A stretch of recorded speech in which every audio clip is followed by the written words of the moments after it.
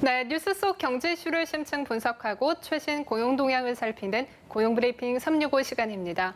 오늘도 강은달의 기자와 함께합니다. 안녕하세요. 안녕하세요. 구내 식당이 있는 회사에 다니는 직장인분들은 식권 자주 사용하실 텐데요. 그런데 기술의 발달로 얼마 전부터 이 식권 문화에도 새로운 변화가 일어나고 있다고 합니다. 오늘 이슈픽에서는 무한 변신 중인 식권에 대해서 살펴봅니다. 네, 어떤 변신인지 참 궁금한데요. 직장인들에게는 이 점심 한 끼가 담긴 소중한 종이잖아요. 저도 식권을 받을 때면 행여 잃어버릴까 봐 지갑 속에 담아 다녔던 기억이 나는데요.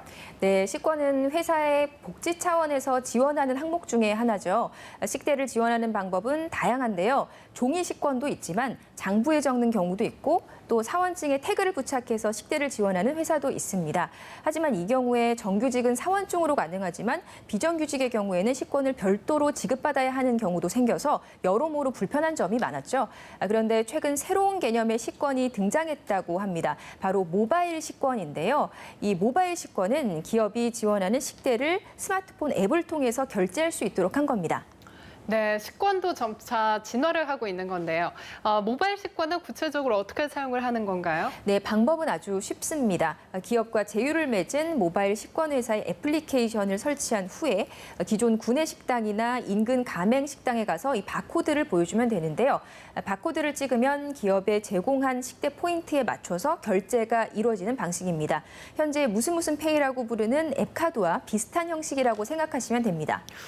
그렇다면 얼마나 많은 기업이 이러한 시스템을 도입한 건가요? 정확한 추산은 없지만요. 주요 모바일 식권 업체들의 경우에는 대기업을 중심으로 한 100개에서 300개 정도의 고객사를 가지고 있다고 하는데요. 월 식대 거래액은 약 50억 원 정도 된다고 합니다. 상당히 많은 기업이 도입을 한 건데요. 그런데 장부나 종이 식권의 경우 종이를 발행하는 비용 외에 특별히 부수적으로 들어가는 비용이 없잖아요.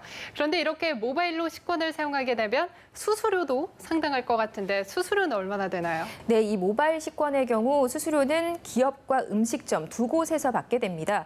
기업에게는 어플리케이션 사용료 목적으로 일정 정도의 수수료를 받고 음식점에게는 3% 안팎의 수수료를 받습니다. 이렇게 되면 모바일 식권 업체가 한 달 수익은 대략 거래액의 한 5% 정도 내외가 되는 겁니다. 이 정도면 신용카드 수수료와도 비슷한 셈인 것 같은데 그럼에도 불구하고 모바일 식권 이용량이 증가하는 이유는 어디에 있나요? 네, 역시 IT 기술에서 오는 편의와 편리성이 이 모바일 식권에도 적용됐기 때문인데요. 우선 기업 입장에서는 모바일 식권을 사용하면 식대 관련 회계 관리가 보다 편리해진다는 장점이 있습니다. 종이 식권이나 장부를 사용할 경우에는 일일이 이용 건수를 세서 정산하느라 상당한 많은 시간이 걸렸습니다. 또 일부 제휴 식당의 경우에는 계약된 식대에서 자투리 돈이 남으면 이를 표시하지 않거나 현금으로 직원들에게 돌려주면서 문제가 되는 경우도 종종 발생했습니다. 그런데 모바일 식권을 사용하게 되면 회계 내역이 자동으로 정리가 되니까 시간을 효율적으로 줄일 수 있고 새는 돈도 막을 수 있는 거죠. 직원들 입장에서 모바일 식권은 유용한 대체 수단이라고 합니다. 석지연 아나운서도 말씀하셨지만 종이 식권을 사용하면 분실 위험이 있었는데 모바일 식권을 사용하게 되면서 그런 걱정은 사라지게 된 거죠. 또 제휴된 식당이 많아지면서 메뉴 선택의 폭이 넓어진 것도 모바일 식권의 장점입니다. 최근에는 일부 모바일 식권의 경우에 프랜차이즈와 편의점에서도 사용할 수 있게 돼서 이용의 폭이 훨씬 더 넓어지게 됐다고 합니다. 네, 불필요하게 지갑을 들고 가지 않아도 되고 스마트폰만 들고 가면 되니까 직원들 입장에서도 보다 휴대가 간편해졌고 또 기업 입장에서는 관리가 편해져서 수수료를 지불하고도 이 모바일 식권을 이용하는 경우가 늘어난 거군요. 네, 그렇습니다. 식당 입장에서도 다소 수수료를 내긴 하지만 가장 영업이 치열한 시간대인 점심시간대 고정 고객을 잡을 수 있고 식권과 장부를 일일이 정산해서 기업에 전달하지 않아도 되니까 모바일 식권 업체와 제휴를 맺고 있는 것이 늘어나고 있다고 합니다. 네, 기업과 직원, 식당의 니즈를 모두 충족시켰다는 흥미로운 사실인데요.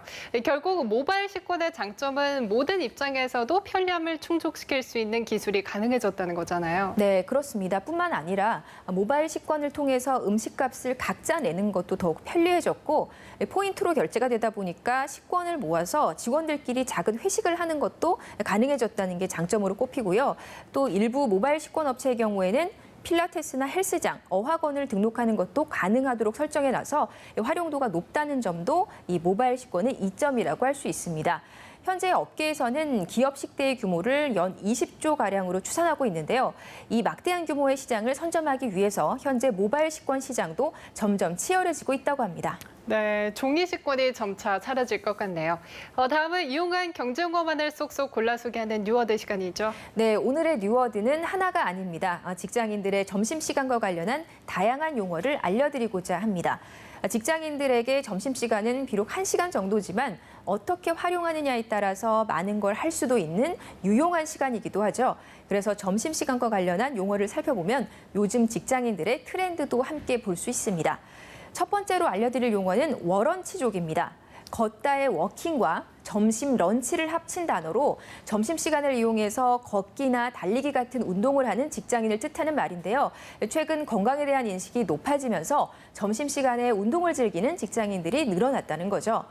반면 직장의 팍팍한 일상을 표현하는 뉴워드도 있습니다. 바로 오피스 브런치족인데요. 아침 식사와 점심 식사를 합친 브런치에 사무실을 뜻하는 오피스를 합성한 말로 사무실에서 아침 겸 점심을 먹는 직장인을 뜻하는 말입니다. 아침을 챙겨 먹지 못한 채 부랴부랴 출근을 했는데 점심을 챙겨 먹을 시간도 없으니 김밥이나 샌드위치로 간단한 식사로 아침 겸 점심을 해결하면서 책상에 앉아서 업무를 계속 본다는 거죠. 네, 두 단어 모두 직장인의 점심시간과 관련한 뉴워드임에도 뜻은 온도차가 상당히 있는 것 같습니다. 그만큼 점심시간을 활용하는 모습도 다양하다는 뜻이겠죠. 네, 그렇습니다. 또 다른 단어로 스낵컬처라는 뉴워드가 있습니다. 스낵컬처는 과자를 먹는 5분, 15분간의 짧은 시간 동안 소비하는 문화 콘텐츠를 뜻하는데요. 주로 출퇴근 시간이나 점심 자투리 시간처럼 짧은 시간 동안 즐기는 웹툰이나 웹소설, 짧은 동영상들이 바로 이러한 스낵컬처에 해당합니다. 최근 점심시간 동안 스낵컬처를 누리는 직장인들을 위해서 짧은 음악회나 공연도 늘어나고 있다고 합니다. 깊은 사색 없이 즉시 몰입했다가 바로 빠져나올 수 있는 다소 자극적인 요소들이 대부분이지만 이 짧은 시간을 통해서 스트레스를 풀 수 있다는 점이 긍정적인 평가를 받으면서 최근 다양한 스낵컬처 콘텐츠가 만들어지고 있다고 합니다. 네, 직장인의 점심 문화도 새롭게 달라지고 있습니다. 기술의 진보와 함께 변화된 식권 문화. 처음에는 아무도 생각하지 못했던 참신한 아이템이죠. 점심시간이 누릴 수 있는 스낵컬처도 비슷합니다. 직장인의 니즈를 꿰뚫어 성공한 문화 콘텐츠인 셈인데요. 저희가 고용브리핑 365에서 새로운 경제 동향을 소개시켜드리는 이유도 이 때문입니다.